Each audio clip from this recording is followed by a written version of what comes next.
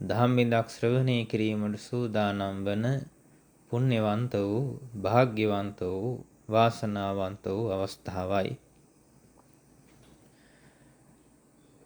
අද දවසේදී ඊටාම සංක්ෂේපයෙන් ධර්ම කරුණු කිහිපයක් සාකච්ඡා කිරීමට මම බලාපොරොත්තු වෙනවා. මේ ධර්ම දේශනාවේ මාතෘකාව බවට පත් උනේ පංචස්කන්ධය සහ පංච උපාදානස්කන්ධය. මේක විතේ ඊටා විශේෂයෙන්ම වැදගත් කාරණාවක්.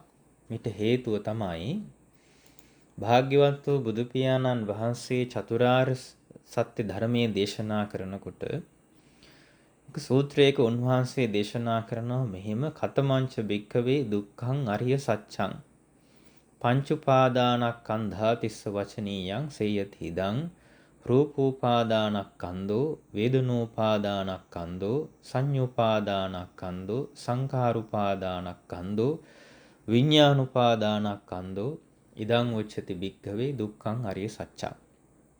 මේක සරල අදහස තමයි මහණෙනි දුක්ඛාර්ය සත්‍ය කියලා හඳුන්වන්නේ මොකක්ද? මෙහෙම ඇහුවොත් ඊට අපි පිළිතුරක් වශයෙන් දෙන්න ඕනි කොහොමද? පංචෝපාදානස්කන්ධයයි. පංචෝපාදානස්කන්ධ කියන්නේ මොනවද? රූපෝපාදානස්කන්ධ, වේදනෝපාදානස්කන්ධ, සංඤ්ඤෝපාදානස්කන්ධ, සංස්කාරෝපාදානස්කන්ධ, විඤ්ඤාණෝපාදානස්කන්ධ කියන මෙන්න මේ කාරණාව. මේවට අපි කියන මොකක්ද? දුක්ඛ ආර්ය සත්‍ය කියලා. ඉතින් මේ කාරණාවන් අපි විශේෂයෙන්ම දැනගන්න ඕන කාරණාවන් කිහිපයක්. මම මෙතනදී විශේෂයෙන්ම බලාපොරොත්තු වෙනවා අපේ බොහෝ දෙනෙක්ට පටලවා ගන්න සහ හරියාකාර අවබෝධයක් නැති මේ පංචස්කන්ධය සහ පංච උපාදානස්කන්ධ කියන්නේ මොනවද කියන එක පොඩ්ඩක් විස්තර කරලා අපි ඉදිරියේදී ඒක විස්තරාත්මකව සාකච්ඡා කරමු. දැන් අපේ ලංකාවේ වැඩ හිටිය අභිධර්මයේ පිළිබඳව මහතෙර නමක් වුණු අවසරයි රේරුකාණේ අපවත් වී වදාළ රේරුකාණේ චන්දවිමල මහානායක මාහිම්පාණන් වහන්සේ අභිධර්ම මාර්ගය කියන ග්‍රන්ථයේ මතක හැටියට චතුරාර්ය සත්‍ය කියන ග්‍රන්ථයේත් මේ ගැන ඉතාම අලංකාර විදියට විග්‍රහයක් සිද්ධ කරලා තිනවා ඕනම කෙනෙකුට තේරෙන විදියට. එතකොට උන්වහන්සේ දේශනා කරන්නේ මේ ප්‍රකාශ කරනවා උපාදානස්කන්ධ කියන්නේ උපාදානයන්ට විශේෂ වන ස්කන්ධයක්ම තමයි. උපාදානස්කන්ධ නැත්තම් ස්කන්ධ කියන දෙකින්ම මේ ස්කන්ධ යන වචනය මේ තමයි බෞද්ධයන්ට වඩාත්ම පුරුදු වචනේ හැටියට. අපි පංචස්කන්ධ පංචෝපාදානස්කන්ධ කියන වචන දෙක ගත්තාම බෞද්ධයන්ට අතිශයින්ම පුරුදු වචනේ තමයි පංචස්කන්ධය කියලා කියන්නේ. එතකොට මෙතන මේ අපි පැහැදිලි කරගන්න ඕන පංචස්කන්ධය තමයි රූපස්කන්ධය, වේදනාස්කන්ධය, සංඥාස්කන්ධය, සංස්කාරස්කන්ධය, විඤ්ඤාණස්කන්ධය. මේක හොඳට අහගන්න. මේක මේ තේරෙන්නේ නැහැ කියලා මුලින් ඉඳලම අතහරින්න එපා. මේක ඊටාම සරලව මම ඔබට පැහැදිලි කරන්න බලාපොරොත්තු වෙනවා. මොකද මේ වගේ අවබෝධය නැතුව අපිට ඉස්සරහට යන්න හරි අමාරුයි. මේ ධර්ම කාරණාවන් අපිට හරියට වැටහෙන්නේ නැහැ. නිසා මම බොහොම කාරුණිකව ඔබගෙන් සිහිපත් කරනවා ඔබට මේක මේ මග හරින්න එපා. මේක තේරෙන්නේ අමාරුයි කියලා. මේක බොහොම සරල කාරණාවක් තියෙන්නේ. සරල කාරණාවක් කියුවේ සරල දේවල් නෙවෙයි. නමුත් අපි මේවා තේරුම් ගන්නට ඕන. අමාරු වෙන්නේ නැහැ. එතකොට පංචස්කන්ධය කියන්නේ රූපස්කන්ධය, වේදනාස්කන්ධය, සංඥාස්කන්ධය, සංස්කාරස්කන්ධය, විඤ්ඤාණස්කන්ධය. පංච උපාදානස්කන්ධ කියලා කියන්නේ ඔය පහටම තමයි. එතන අපි නම වෙනස් කරනවා රූපෝපාදානස්කන්ධ, වේදනාෝපාදානස්කන්ධ, සංඤ්ඤෝපාදානස්කන්ධ, සංස්කාරෝපාදානස්කන්ධ, විඤ්ඤාණෝපාදානස්කන්ධ කියලා. කෙනෙක් පංචස්කන්ධය දන්නවා කියන්නේ පංචෝපාදානස්කන්ධයක් දන්නවා කියන එක තමයි. ඒ නිසා මෙතන තියෙන වෙනස අපි මෙහෙම වටහා ගමු. දැන් උපාදාන කියන වචනේ තේරුම අපි ඉංග්‍රීසියෙන් අපි කියනවා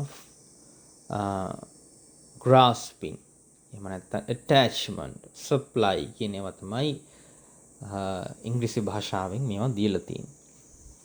එතකොට පංචස්කන්ධයන්ට අපි ඉංග්‍රීසියෙන් කියනවා five aggregates කියලා. පංච උපාදානස්කන්ධයන්ට කියනවා the factor of the fivefold clinging to existence කියලා. එතකොට රූප උපාදානස්කන්ධ කිව්වහම දැන් රූපස්කන්ධ, රූප උපාදානස්කන්ධ. උපාදාන කියන වචනයෙන්දී මෙතනදී හේතු වෙන්නේ තේරුම තමයි උපාදානයන්ට අරමුණු කළ හැකි ධර්ම සමූහයට. මොනවටද? උපාදානයන්ට අරමුණු කළ හැකි ධර්ම සමූහයට තමයි අපි කියන්නේ රූපෝපාදානස්කන්ධ, වේදනෝපාදානස්කන්ධ ආදී වශයෙන්. දැන් මෙතන මේ උපාදාන කියන වචනේදී අපිට උපාදාන හතරක් හම්බ වෙනවා. කාම උපාදාන, ditth උපාදාන, සීලබ්බත උපාදාන ආදී වශයෙන්. එතකොට දැන් මේ ඔය කාම උපාදානය කියන එක අයිති වෙන්නේ ලෝභයට. ඒ වගේම ditthi, සීලබ්බත ආදී අනෙකුත් උපාදානයන් තුන අයිති වෙන්නේ ditthi කියන කාරණාවට පරමාර්ථ වශයෙන් ගත්තොත්. එතකොට ලෝභ සහ ditthi කියන මේ කාරණා දෙක විසින් උපාදාන කරන්න පුළුවන් ධර්ම සමූහයට අපි කියනවා උපාදානස්කන්ධයන් කියලා. මොනවද? ලෝභ සහ ditthi. එතකොට මෙතන උපාදාන කියලා වචනයක් අපට හම්බ වුණා. ඒ උපාදාන කියන වචනයේ අර්ථය තමයි ලෝභය සහ ditthිය කියන්නේ. එතකොට මේ ලෝභ ditthi විසින් උපාදාන කරගන්න පුළුවන් ධර්ම සමූහයක් තියෙනවා නම් ඒවට අපි කියනවා උපාදානස්කන්ධ කියලා. උපාදානස්කන්ධ කියලා. දැන් අපි මේ රූපස්කන්ධය කියලා ගමුකෝ. රූපස්කන්ධය කියන එකේදී ධම්මසංගණේ ප්‍රකරණය, ඒ කියන්නේ තේරවාද අභිධර්ම පිටකයේ පළවෙනි ප්‍රකරණය, පළවෙනි ග්‍රන්ථයේ සඳහන් වෙනවා සබ්බං රූපං උපාදානීය. සෑම රූපයක්ම උපාදානයක් වශයෙන් අරමුණු කරන්න පුළුවන් කියන එක. දැන් එතකොට මෙතන මේ රූපස්කන්ධයේදී භාග්‍යතුන් වහන්සේ උගන්වනවා මොකද්ද රූපය කියලා කියන්නේ? චත්තාරෝ මහා භූතා චතුන්නංච මහා භූතානං උපාදාය රූපං. මහණෙනි රූපය කියන්නේ මොනවද? සතර මහා භූතයන්. ඒ සතර මහා භූතයන් නිසා හටගන්නා වූ අනෙක් රූපයන් මේ සියල්ලක්ම රූප හැටියට තමයි උන්වහන්සේ දේශනා කොට වදාළේ. කියන්නේ එකසේ පැවැත්මක් නැතිව ශීත උෂ්ණාදී මේ දේවල් හේතු කොටගෙන නැවත තිබූ ආකාරයෙන් නැතිනම් වෙනත් ආකාරයකට හෝ අභාවයකට පැමිණෙන ඖදාරික ධාතු සමූහයට අපි කියනවා රූපස්කන්ධය කියලා. එතකොට දැන් මහා භූත රූප කියනවා අපි අහලා තියෙනවා, පින්වතුන් එක දන්නවා. පඨවි, ආපෝ, තේජෝ, වායෝ කියන මහා භූත රූප. ඉතින් මේවා පිළිබඳව තවදුරටත් අධ්‍යයනය කරන්න අවශ්‍ය නම් අර මම මුලින් සඳහන් කරපු අභිධර්ම මාර්ගය කියන පොත, චතුරාර්ය සත්‍ය කියන පොත් වගේ පොත් බලලා ඔබට ඉගෙන ගන්න පුළුවන්. එතකොට මහා භූත රූප 4යි, උපාදාය රූප 24ක් තියෙනවා. දැන් ඒකෙමුත් අපි ගත්තොත් ප්‍රසාද රූප නේ, ඊට පස්සේ ගෝචර රූප, භාව රූප, හදය රූප, ජීවිතීන්ද්‍රිය රූප, ආහාර රූප, ආකාශ ධාතු, කාය විඤ්ඤාති, වචී විඤ්ඤාති, ලහුතා රූපස්ස ලහුතා, රූපස්ස මුදුතා, රූපස්ස කම්මඤ්ඤතා, උපචය, සන්තති, ජරතා, අනිච්චතා කියලා මේ විදිහට ඔක්කොම එකතු කරාම රූප 28ක් එකතු වෙනවා. එතකොට මේ රූප 28ම රූපස්කන්ධයටත් රූප උපාදානස්කන්ධයටත් අයති. අන්න ඒක හොඳට මතක තියාගන්න. පංචස්කන්ධයන්ගෙන් රූපස්කන්ධය ගත්තහම රූප 28ක් තියෙනවා. ඒ රූප 28ම රූප උපාදානස්කන්ධයන්ටත් අයිති වෙනවා. හැබැයි අපි ඊළඟ ස්කන්ධයන් වලට ගියාම නාම පැත්තට යමු වුණොත් දැන් ඊළඟට හම්බ වෙනවා වේදනා උපාදානය කියලා නේ. වේදනා ස්කන්ධය කියලානේ අපි කියන්නේ. එතකොට මොකද්ද වේදනාව කියලා කියන්නේ? හිතට දැනෙන, හිතින් දකින්න පුළුවන් සියල්ලට අරමුණු කියලානේ අපි කියන්නේ නේද? එතකොට ඒ අරමුණු අතරින් අපි විවිධ දේවල් රසවත් ආහාර, ඇඳ පුටු මේස, සුවඳ ද්‍රව්‍යයන් ආදී දේවල් අරමුණු කරගන්නා වූ සිතක් අපිට තියෙනවානේ. ඒ සිතෙන් අපි පිනවීමටපත් වෙනවා. ඊළඟට අපි මල මුත්‍රා දැක්කහම, මලකුණු දැක්කහම, සෙම්සොටු දැක්කහම ඒවත් අපි අරමුණු කරගන්නවා. හැබැයි අපේ ඒවා තුලින් අපේ හිතේ පිනවන ස්වභාවයක් ඇති වෙන්නේ නැහැ. ඒ වගේන් ඇති වෙන්නේ මොකද්ද? රිදවන ස්වභාවයක් නේ. ඊළඟට ඔය ගස් ගල් පර්වත ආදී දේවල් දැක්කහම හිත මධ්‍යම ස්වභාවයටපත් වෙනවානේ. මධ්‍යම ස්වභාවයෙන් යුක්ත වෙනවා. එතකොට ඒවා සිත අරමුණු වල තියෙන සිත පිනවන ස්වභාවය, මදහත් ස්වභාවය, අපි ඒ ස්වභාවයන්ට අපි කියනවා ආරම්මන රස කියලා. ආරම්මන රස. ඒ කියන්නේ යම් කිසි දෙයක් අරමුණු කරගත්තට පස්සේ සිතක් උපදිනවා. ඒ අරමුණට අයත් වුණු යහපත් වුණු අයහපත් වුණු මධ්‍යම වූ රසය ගන්නා වූ ස්වභාවයක් සෑම සිතක් සමගම උපදිනවා. අන්න ඒකට අපි කියනවා වේදනාව කියලා. නේ? ඒ වේදනාව කියලා අපි මේකට හඳුන්වනවා. එතකොට භාග්‍යතුන් වහන්සේ මෙහිදී දේශනා කරනවා කතමාච භික්ඛවේ වේදනා. මොකද්ද මේ වේදනාව කියලා කියන්නේ? එතකොට චක්කු සම්පස්සජා වේදනා, සෝත සම්පස්සජා වේදනා, ගාන සම්පස්සජා වේදනා, જીවහා සම්පස්සජා වේදනා, කාය සම්පස්සජා වේදනා, මනෝ සම්පස්සජා වේදනා. එතකොට මේ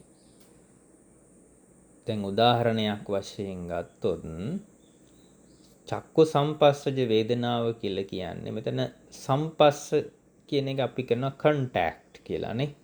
ජ කියලා කියන්නේ produced, born. අපි කියන්නේ අණ්ඩජ, ජලාබුජ, සංසේදජ, ඕපපාතික කියලා අපි කියන්නේ ජ කියලා කියන්නේ born, produced කියන එක. ඇහැට රූපයක් හමු වුණාම ඒ රූපය ඇසේ ගැටීමෙන් හටගන්නා වූ වේදනාව නේ. එහෙම නැතිනම් අපි කියනවා ඇසෙහි ගැටුණු රූපේ දැනගන්නා වූ සිත සමග උපන් ආරම්මණය රස විඳින්නා වූ ධර්මයට අපි කියනවා චක්කු සම්පස්සජය කියලා. ඊටු සෝත, ගාන, જીවහා, කායත් මේ ටිකත් මේ විදිහටම තමයි. නේ? දැන් අපි සාමාන්‍ය පුද්ගලයන් හැටියට ගත්තොත් අපි කැමති සැපයන්ට නේ. අපි කැමති නෑ නේ දුක් දේවල් වලට. අපි මේ ජීවිතේ හැම දෙයක්ම කරන්නේ සුඛ වේදනාව පිණිසනේ. දුක් වේදනාවෙන් මිදීම පිණිස. අපි කැමති නෑ ලෙඩ වෙන්න, අපි රෝග වලට බයයි, දඬු මුගුරු වලට බයයි, අපායට බයයි. ඇයි ඒ දුක් වේදනාව නිසා. එතකොට මෙතන මේ වේදනා ස්කන්ධය කියලා කියන්නේ අභිධර්මයේ උගන්වනවානේ සිත් 89ක්. ඒ සිත් 89ම යෙදෙන සියලු වේදනාවන් වේදනා ස්කන්ධයට අයිති. මේක හොඳට මතක තියාගන්න ඕනේ අපේ පින්වතුන් පටලව ගන්න එපා. සිත් 89 ගැන දැන් මෙතන විස්තර කරන්න විදිහක් නැහැ. ඒවට පොත්පත් බලන්න ඕන, ඉගෙන ගන්න ඕන. නිකං කාලේ යොදවන්නේ නැතිව ඒවා අධ්‍යයනය කරන්න ඕන. සිත් 89ම යෙදෙන වේදනා සියල්ලම වේදනා ස්කන්ධයට අයිති. එතකොට මේ සිත් 89ට අයිති වේදනා සියල්ලම අපිට කොටස් දෙකකට බෙදන්න පුළුවන් ලෞකික වේදනා සහ ලෝකෝත්තර වේදනා කියලා. ලෞකික වේදනා සහ ලෝකෝත්තර වේදනා. එතකොට දැන් ඔය ස්කන්ධ කියන වචනයෙන් ගත්තාම දැන් පංචස්කන්ධය, රූපස්කන්ධය, වේදනාස්කන්ධය, සංඥාස්කන්ධය, සංඛාර විඥාන කියන මේ ස්කන්ධ පහේම ස්කන්ධ කියන වචනයට ලෞකික ලෝකෝත්තර දෙකම සංග්‍රහ වෙනවා. සියලුම ධර්මයන් මේකට අයිති.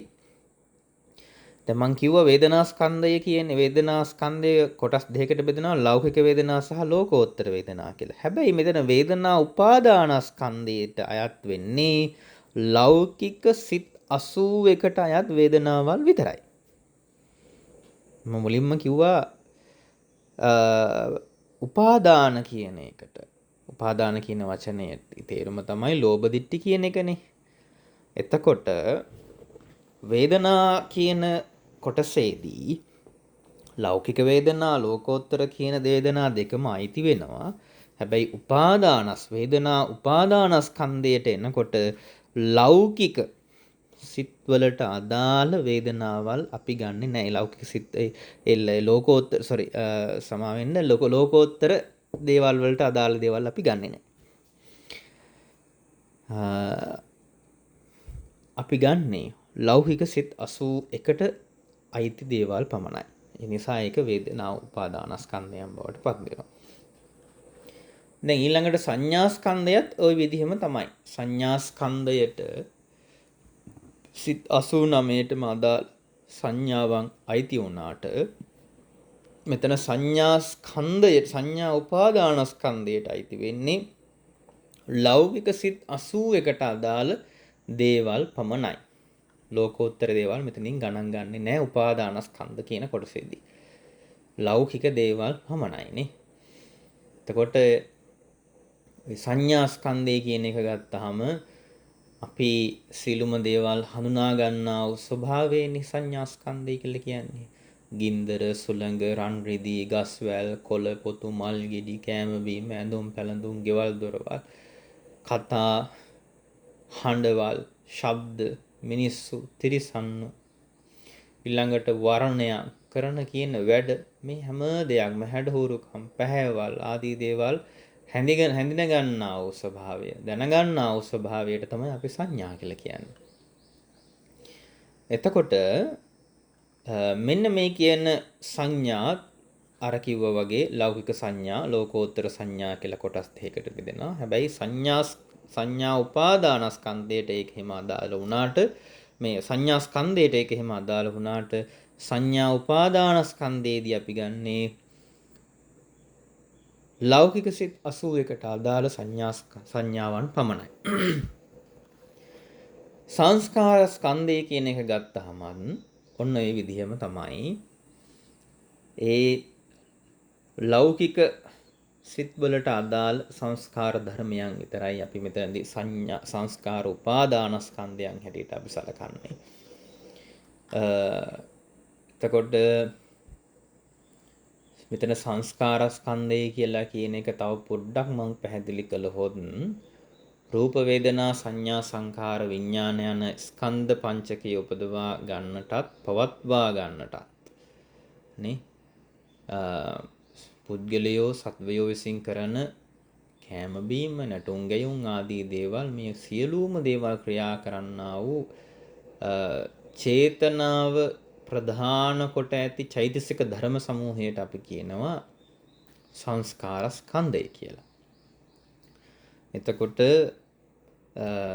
මෙතන සංස්කාර උපාදානස්කන්ධයට අපි ගණන් ගන්නේ ලෞකික සිත් 81ට අදාළ සංස්කාර ධර්මයන් පමණයි. ලෝකෝත්තර දේවල් වලට අදාළ දේවල් උපාදානස්කන්ධයේදී අපි ගණන් ගන්නේ නැහැ. විඥානස්කන්ධය කියන එක ගත්තත් සිත් 89 නේද? විඥානය කියලා කියන්නේ අපේ හිතටම විවහාර කරන තවත් නමක්. එතකොට මෙතනදීත් සිත් 89න් ලෞකික සිත් 81ට අදාළ දේවල් පමණයි, ධර්මතාවයන් පමණයි විඥාන උපාදාන ස්කන්ධය කියන වචනයට අපි අදාළ කරගන්න ඕන. දැන් මම හිතනවා අපේ පින්වතුන්ට මේක පැහැදිලි ඇති.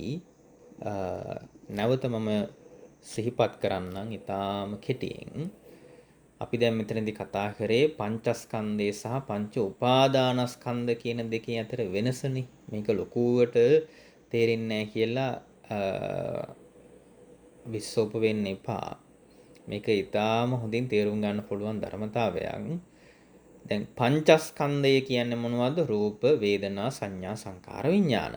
මේ ස්කන්ධ මේ පංචස්කන්ධයට ලෞකික ලෝකෝත්තර සියලු ධර්මතාවයන් අයිති වෙනවානේ. පංචස්කන්ධය කිව්වහම ලෞකික ලෝකෝත්තර සියලු ධර්මතාවයන් අයිති වෙනවා. ඊළඟට උපාදානස්කන්ධ පැත්තට හැරුණාම රූපෝපාදානස්කන්ධය ගත්තොත් ලෞකික ලෝකෝත්තර ආදී මේ ඒ සියලුම රූප ධර්මයන් ඒකට අයිති. රූප උපාදානස්කන්ධය ගත්තොත් සෑම රූපයක්ම. වේදනා උපාදානස්කන්ධය ගත්තොත් සිත් 89 ලෝකෝත්තර ධර්මතාවයන් හැර ලෞකික සිත් 81ට අදාළව උපදින සියලුම වේදනාවන් වේදනා උපාදානස්කන්ධයන් හැටියට තමයි සලකන්නේ. සංඥා උපාදානස්කන්ධය කියන්නේත් ලෞකික සිත් 81ට අදාළ සංඥාව. සංකාර උපාදානස්කන්ධ කියන්නේත් ලෞකික සිත් 81ට අදාළ සංස්කාර ධර්මයක්. විඥාන උපාදානස්කන්ධයන් කියන්නේත් ලෞකික සිත් 81ට අදාළ ධර්මයක්. ඒතර ලෝකෝත්තර තත්වයන් අපි ගණන් ගන්නේ නැහැ, ගණනයට ගන්නෙ නැහැ. ඒ නිසා ඔන්න ඔක තමයි ඊටාම සංක්ෂේපයෙන් ප්‍රකාශ කරන්න යෙදුනේ. මොකද බොහෝ දෙනෙක් මේක හරියට තේරුම් අරගෙන නැහැ. මොකද අපි ධර්ම කාරණා කියවනකොට ධර්මයන් අහනකොට ඔය වගේ දේවල් ගැටලු එන්න පුළුවන්. ඒ නිසා තමයි අද දවසේදී මේ පංචස්කන්ධය සහ පංච උපාදානස්කන්ධයන් අතර තියෙන වෙනස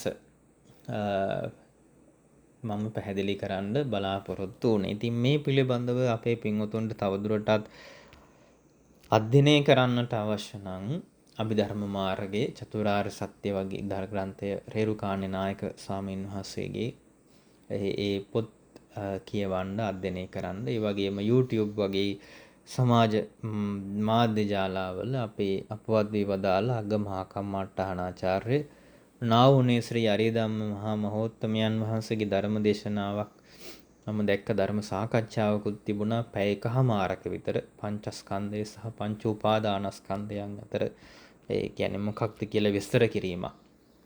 ඒ නිසා ඒක යම් ප්‍රමාණයකට බැරෑරුම් වෙන්න පුළුවන් අය ඒව ශ්‍රවණය කරන්න. ඉතින් අද ධර්ම දේශනාවේ දේශනා විලාසයේ මදක් වෙනස් වෙන්න පුළුවන් හේතුව මම මේ ධර්ම දේශනාව සිද්ධ කරන්නේ විහාරස්ථානයේ ඉඳගෙන කවුරුත් මෙතන ශ්‍රවණය කරන්න නැහැ. නමුත් ඒ නිසා ඒ දේශනා විලාසයේ මදක් වෙනස් වෙන්න පුළුවන්. ඒක තව කෙනෙකුට කියා දෙන හැඟීමෙන් කරන අපි පාඩමක් කියලා දෙනවා කියන හැඟීමෙන් කරපු ශෛලියක් ආවාදෝ කියලාත් මට හිතුණා. නමුත් ධර්මයමයි එය වෙනස් වෙන්නේ නැහැ. ඒ නිසා අපේ පින්වතුන් උත්සාහයවන්ත වෙන්න ඕන තවදුරටත් මේ ධර්මයන් අධ්‍යයනය කරන්න. විශේෂයෙන්ම අද මේ ඇසලපුර 15ක් පොහොය දවසේදී අපේ පින්වතුන් දැන් ඉදිරියට එනවා වස් කාලය ආරම්භ වෙනවා. ඒ සඳහා සූදානම් විය යුතුයි. වස් කාලයක් ආරම්භ වෙන්නේ ගිහි පැවිදි දෙපාර්ශ්වයේම ප්‍රතිලාභයේ පිණිස. එනිසා අපේ පින්වතුන් කුසල ධර්මයන් දියුණු කරගන්න, දන් දෙන්න, සිල් සමාදන් වෙන්න, භාවනාදී ප්‍රගුණ කරගන්න, ධර්මඥානෙ දියුණු කරගන්න, නිකරුණේ තමන්ගේ කාලය ගත කරන්නේ නැතුව ධර්මය හොඳට අධ්‍යයනය කරන්න, මේ දේවල් වල යෙදෙන්න. විශේෂයෙන්ම අද මේ ධර්ම දේශනාවක් සිද්ධ කරමු කියලා යෝජනාව සඳහා මේ ඉදිරිපත් කරපු අපේ සදහවත් රෝහිත මහත්මයා ප්‍රධාන කොටගත් අපේ පින්වත් හැම දෙනාටම විශේෂ පුණ්‍යානුමෝදනාව මෙහිදී සිද්ධ කරනවා. විශේෂයෙන්ම විහාරස්ථානයේ වැඩ වාසය කරන අපගේ ගුරු දේවෝත්තමයන් වහන්සේ ඇතුළු මහා සංඝරත්නයටත් අපේ පින්වත් දායක පින්වත් හැම දෙනාටමත් මේ සියලු පුණ්‍ය ධර්මියෝ හේතු වාසනා වේවා. නිරෝගී සම්පන්නිය දීර්ඝායුෂම සැලසේවා. ධර්මඥානෙ දියුණු වේවා. අසංකත සංඛ්‍යාත නිර්වාණ ධාතුව සාක්ෂාත් කර ගැනීම පිණිසම මේ පුණ්‍ය ධර්මයෝ හේතු වාසනාම වෙද්වායි ප්‍රාර්ථනාවන් සිදු කරනවා. සබ්බේ සත්තා භවන්තු සුඛිතත්තා. සබ්බේ සත්තා භවන්තු සුඛිතත්තා. සබ්බේ සත්තා භවන්තු සුඛිතත්තා. තිරුවන් සරණයි. දීර්ඝායුෂ වේවා.